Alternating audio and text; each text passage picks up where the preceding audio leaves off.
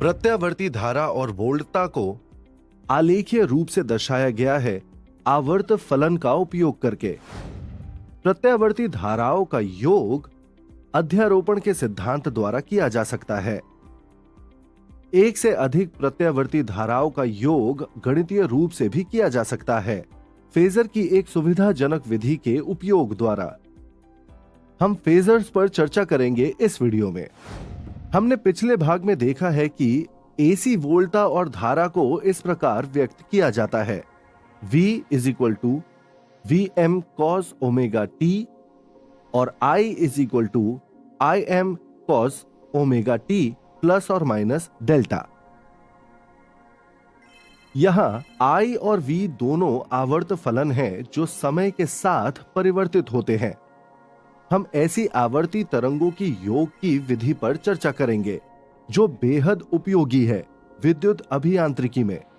इस विधि को फेजर विधि कहा जाता है। आइए एक आवर्त फलन पर विचार करें। I = Im cos omega t plus delta.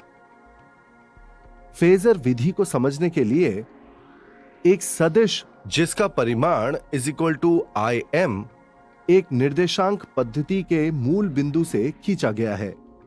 हमारी स्थिति में किसी भी क्षण t पर कोज्या फलन का फेजर निम्न द्वारा दिया जाता है, ओमेगा t प्लस डेल्टा।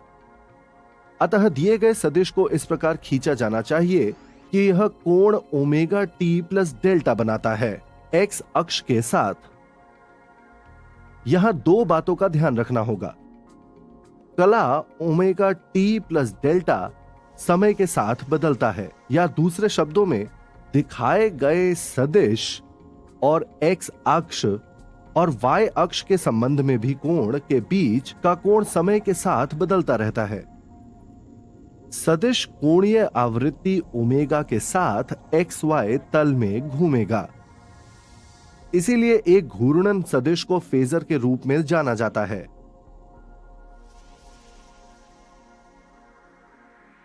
सदिश का x घटक किसी भी क्षण t = t पर हमें Im cos omega t plus delta का मान देगा, जो हमें धारा का तात्क्षणिक मान देता है। विभिन्न फलनों के संकलन की गणना करना, जैसे I1 cos omega t plus delta 1 plus I2 cos omega t plus delta 2 plus इसी तरह आगे भी। हमें सिर्फ संबंधित फेजरों के x घटकों का बीजगणितीय योग लेना होगा।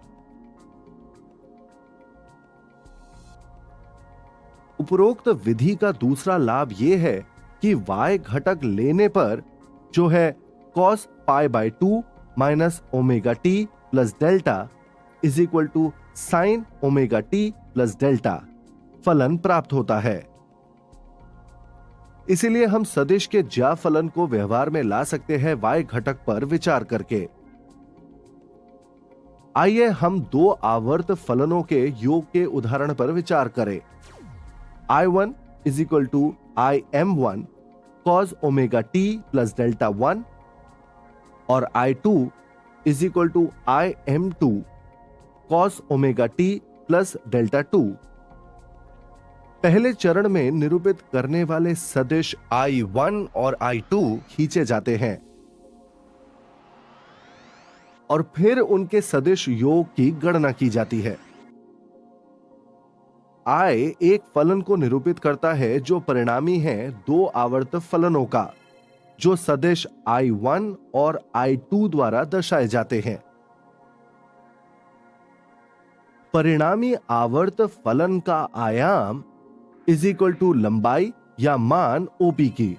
इसका कला कोण = ये याद रखना चाहिए कि सदिश का परिमाण I1, I2 और I दिया जाता है क्रमशः Im1, Im2 और Im द्वारा।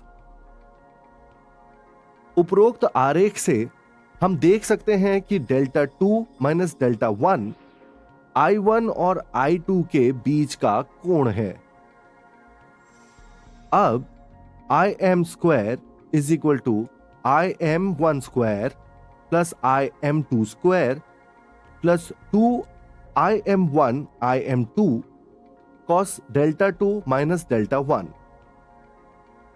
Delta is equal to delta 2 minus delta 1 कला अंतर के बराबर है फलन I2 और I1 के।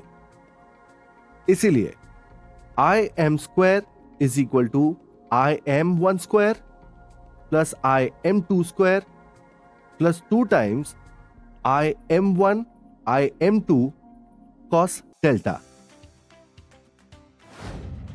सारांश, धारा I और वोल्टा V दोनों ही आवर्त फलन हैं जो समय के साथ बदलते रहते हैं। ऐसी आवर्ती तरंगों के योग की विधि को फेजर विधि कहा। मूल रूप से एक घूर्णन सदिश को केवल एक फेजर कहा जाता है और यह एक एसी परिपथ में क्या हो रहा है इसके चित्रण में उपयोगी है। यदि I1 is equal to im1 cos omega t plus delta 1 और I2 is equal to im2 cos omega t plus delta 2, तब दो आवर्त फलनों का परिणामी होगा im square is equal to im1 square plus im2 square plus 2 times im1 im2 cos delta, जहां delta is equal to delta 2 minus delta 1। एक परिपथ के लिए फेजर आरेख जिसमें सिर्फ एक प्रतिरोधक या केवल एक प्रेरक या केवल एक संधारित्र होता है भिन्न भिन्न होते हैं और इसमें परिपथ के बारे में बहुत सारी जानकारी होती है। एक परिपथ के लिए एक से अधिक फेजर सदिश हो सकते हैं, जैसे वोल्टा और धारा के लिए। किसी दिए गए परिपथ के लिए फेजर आरेख की व्याख्या कैसे करें और फेजर आरेख के आधार पर परिपथ का विश्लेषण कैसे करें, यह जानने के लिए बने रहें।